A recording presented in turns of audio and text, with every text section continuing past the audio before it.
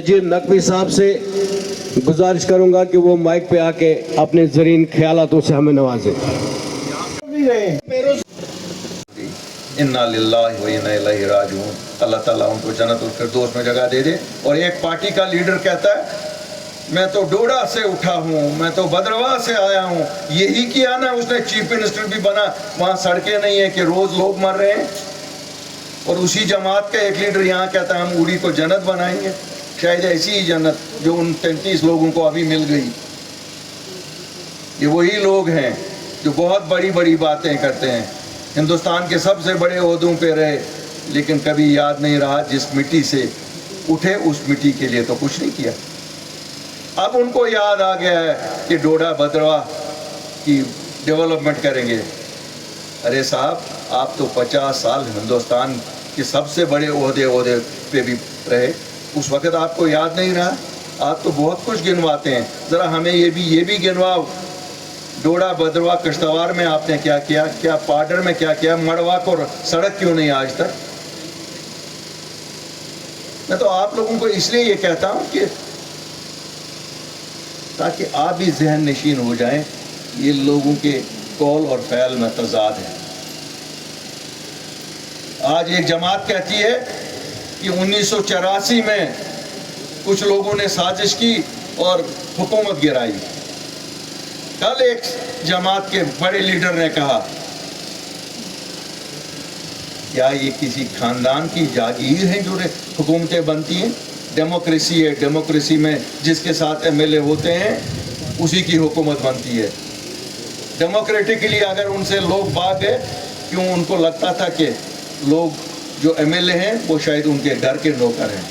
وقت گیا، اس وقت 84 میں ایک گروپ نکلا جو ہمت والے تھے، جو باغیور تھے، جن کو یہ تھا کہ وہ عزت نفس کا سودا نہیں کرنا چاہتے تھے، انہوں نے اکھاڑ پھینکا اس سرکار کو،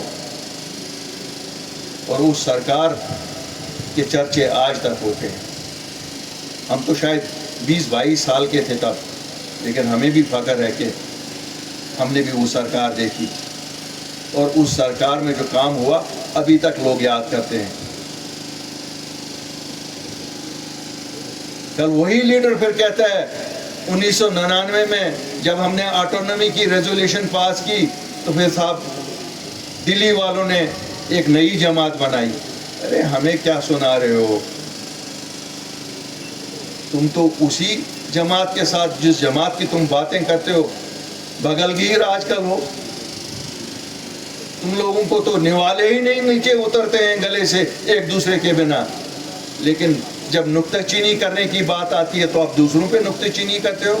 ناچ نہ جانے آنگن ٹیڑھا، وہی آٹونومی کا ریزولوشن آپ پاس نہ کروا سکے، لیکن آپ میں غیرت نہیں تھی کہ آپ حکومت چھوڑتے، کیونکہ آپ کی نیت ہی نہیں تھی کبھی آٹونومی یہاں دلی سے نیگوشیٹ کر کے لاتے۔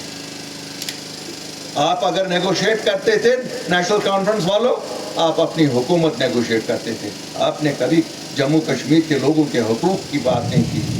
آپ نے جب بھی بات کی تو بلیک میلنگ دلی کو اس لیے ہوتی تھی کہ ہمیں کیا دو گے وہ۔ ویسے بھی یہاں اگر آپ 47 سے دیکھو گے، جب نیشنل کانفرنس آئی ہے وہ دلی کی مدد سے آئی ہے، کبھی بھی خود نیشنل کانفرنس نہیں آئی ہے۔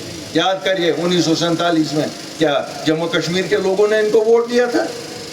انہوں نے حکومت بنائی؟ کبھی نہیں۔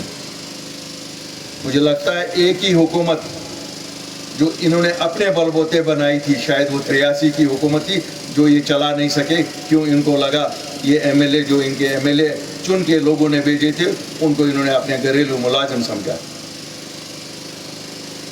1987 میں راجیو گاندھی کی مہربانی سے بنی تھی، اور اس حکومت کا خمیازہ ہم آج تک اٹھا رہے ہیں۔ 2 لاکھ بچے شہید ہوئے، قبرستانوں کی نظر ہوئے، اور اسی 87 کے الیکشن کی دہن ہے۔ کیا یہ سچ بات نہیں ہے؟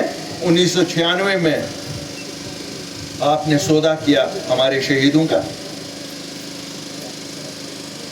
اس وقت ہندوستان کے وزیر اعظم جو تھے 1994 میں انہوں نے کہا تھا اسکائی از دا لمٹ, اور آپ نے sky is the limit Halley copter کو بنا کر 96 میں حکومت کو اپنے نام لکھوایا. کیا کیا آپ نے؟ آپ کو لگتا ہے جموں کشمیر کے لوگ بھول گئے ہیں؟ آپ نے کوٹا نہیں لایا, آپ نے ٹاسک فورس نہیں لایا, اور پھر کہتے ہو کہ ہم نے جموں کشمیر کے لوگوں کے لیے بہت کچھ کیا. یہی کچھ کیا ہے, سب کو یاد ہے. ہم ابھی بھی یاد یہ کرتے ہیں, لیکن سوچتے تھے کہ ایک نئی سیاست کریں, کیونکہ بہت کھو چکے ہیں ہم لوگ, لٹ گئے ہیں ہم جموں کشمیر کے لوگ. اور جو کچھ آپ نے باقی رکھا تھا وہ 5 اگست 2019 کو بھاجپا نے دیا. کیا کیا آپ لوگوں نے 5 اگست 2019؟ اس سے پہلے آپ لوگوں نے ووٹ مانگے لوگوں سے.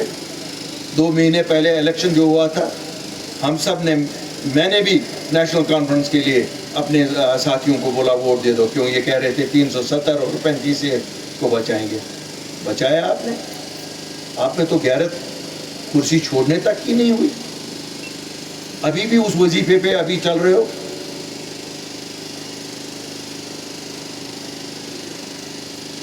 شاید روس کے ایجنٹ ہے, اب روس بھی نہیں مانے گا یہ ہمارے ایجنٹ ہے. کیوں؟ اس وقت تو یہ لال جھنڈا انہی کو, کمیونسٹ کو دیکھ کے لیا گیا تھا نا. لیکن اس لال جھنڈے کے پیچھے